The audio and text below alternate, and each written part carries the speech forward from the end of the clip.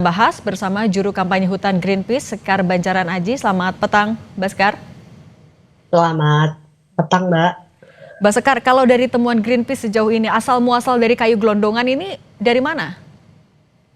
Ya, jadi kalau dari temuan Greenpeace ini kita fokus ke Batang Toru ya, karena tadi visualnya dan informasinya terkait dengan Batang Toru ada hal yang mendasar, yakni kami menemukan setidaknya dari tahun 90 sampai 2022 ada deforestasi yang lumayan besar.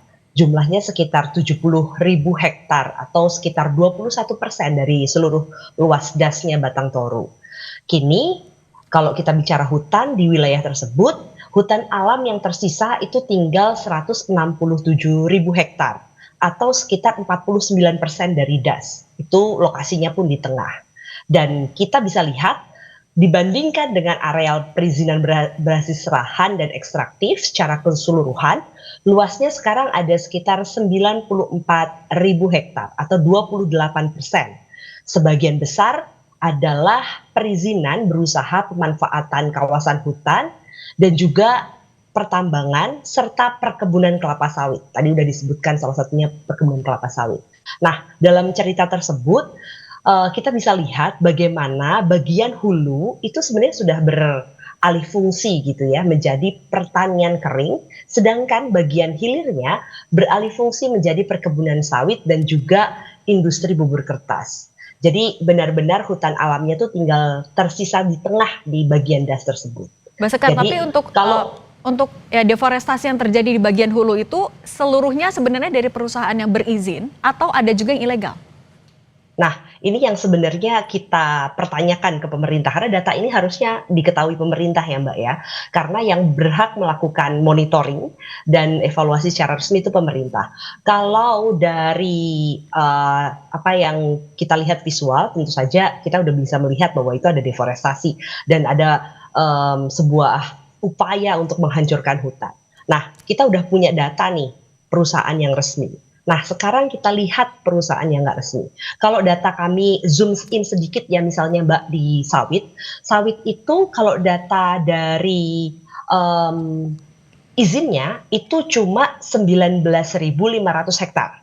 Tapi visual sawitnya Mbak itu sekarang sudah 25.000 hektar. Berarti bisa kita lihat tuh ada yang anomali di situ. Nah, kelebihan sawit itu dari mana? Itu ilegal atau legal? Nah, sebenarnya ini yang menjadi pertanyaan sekarang dan jadi ruang buat pemerintah menjawab itu. Mbak Sekar, untuk ekspansi untuk deforestasi itu mulai masif di tahun berapa sampai berapa? Kami mencatat sebenarnya mulai dari 90-an udah mulai, Mbak. Jadi tadi ya 70.000 hektar tuh sebenarnya kita catatnya mulai masif tuh sejak tahun 90-an. Jadi sebenarnya ini pelan tapi pasti gitu ya, hilangnya hutan di area Das Batang Toru itu.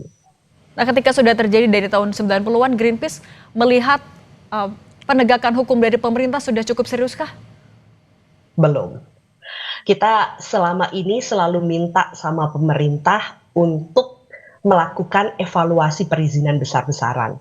Dan sampai hari ini itu juga yang kami tagih ke pemerintah. Karena hingga hari ini sampai terjadinya bencana yang luar biasa dahsyat yang sebenarnya kita semua nggak mau kan Mbak. Ini sebenarnya akarnya kenapa sih? Karena tata kelola hutan kita yang kurang baik.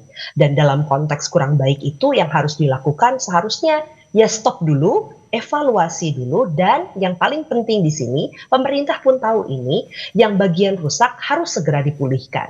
Karena dampaknya jelas akan menjadi bencana kalau nggak segera dipulihkan. Kalau kondisinya sudah seperti ini, untuk reboisasinya lagi akan butuh waktu berapa lama sebenarnya Mbak Sekar? Wah, butuh puluhan tahun sepertinya Mbak.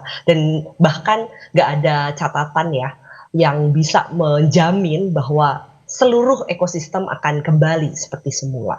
Kan ini sebenarnya nggak cuma sekedar hutan kan Mbak yang hilang, tapi juga ada kondisi lanskap tanah gitu ya, karena ini berkurang juga karena erosi. Habis itu ada biota, ada ekosistem di sana, ada flora fauna yang sebenarnya mungkin nggak bisa kita temui lagi.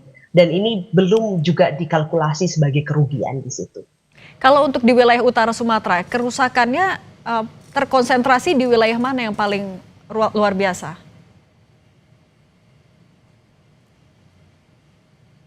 Sebenarnya kalau kita lihat di Pulau Sumatera, hampir semua das gitu ya, tutupan alam di masing-masing das itu berkurang, kurang lebih sekitar 25%. Nah, ini sebenarnya menunjukkan bahwa di daerah area aliran sungai gitu ya, di Pulau Sumatera, itu sebenarnya posisinya sekarang sedang kritis. Nah, kalau kita cek hutan alamnya berapa, sekarang tinggal ada 10 sampai 14 juta hektar atau sebenarnya kurang dari 30%. Padahal sebenarnya kita harapannya itu ya setiap das minimal ada 30% hutan yang tersisa. Tapi sekarang kondisinya di Sumatera udah kurang dari itu. Tapi kalau dari catatan Greenpeace, banjir bandang di wilayah Sumatera yang disertai dengan gelondongan kayu dengan jumlah yang banyak sekali seperti ini pertama kali atau sebenarnya sudah pernah? Sebenarnya kalau kita lihat dari track recordnya banjir, itu kan bukan pertama ya Mbak, di Sumatera sendiri pernah ada banjir besar gitu beberapa tahun yang lalu dan dulu sebenarnya juga ada gelondongannya walaupun mungkin visualnya nggak seheboh sekarang gitu.